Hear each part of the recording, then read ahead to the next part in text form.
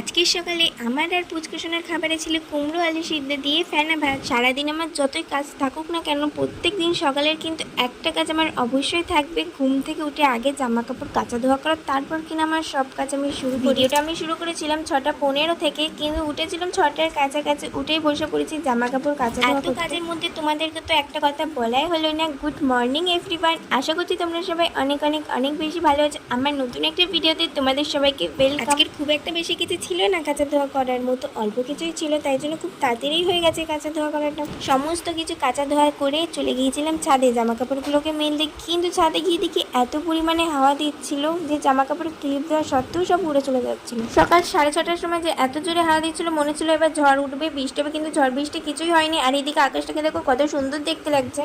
ছাদ থেকে তো নেমে আমি চান করে নিয়েছি, এবার যাব আমার আর পুচকুর সকালের খাবার বানাতে। তো আমাদের সকালের খাবারে ছিল ডাল, আলু সিদ্ধ, কুমড়ো সিদ্ধ দিয়ে ফেনা ভাত।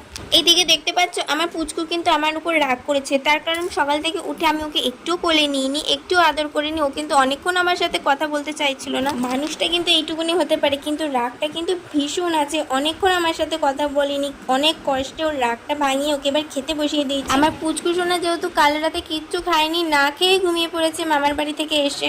আমার পুচকু সোনার পাপা তিনজনের কিন্তু 7:56-এর মধ্যে খাওয়া হয়ে গিয়েছিল। আজকের ভিডিওটা তো এই পর্যন্তই, তোমাদের সাথে দেখা হবে পরবর্তী কোনো একটা ভিডিওতে। তোমরা সবাই সুস্থ থেকো, ভালো থেকো। ভিডিওটা ভালো লাগলে লাইক করো, কমেন্ট করো, চ্যানেলটা সাবস্ক্রাইব করে আমার পাশে থেকো। টাটা।